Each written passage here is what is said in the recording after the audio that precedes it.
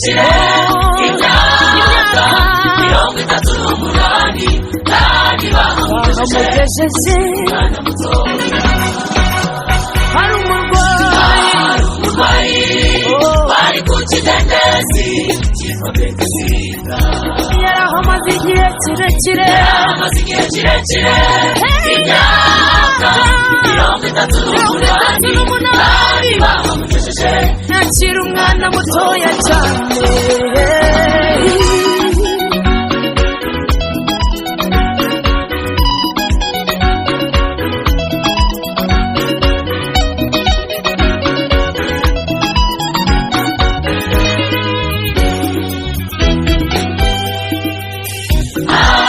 Umurwayi barazaga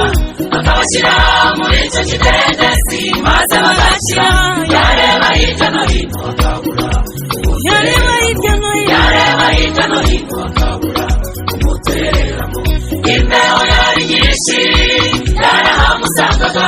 n'imvura yagwa ikahamusanga n'izuba ryava ikahamusanga Umurwayi barazaga bakabashyira muri icyo kidendezi maze bagakira yareba hirya no hino akabura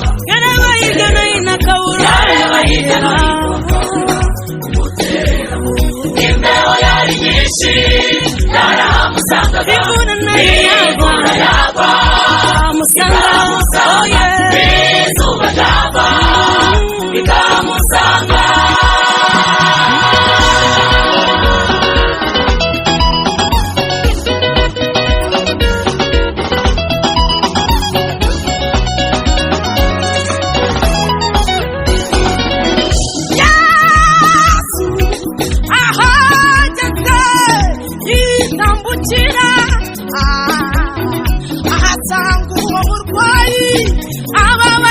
Yesu amubonye amenya ko amaze igihe kirekire arwaye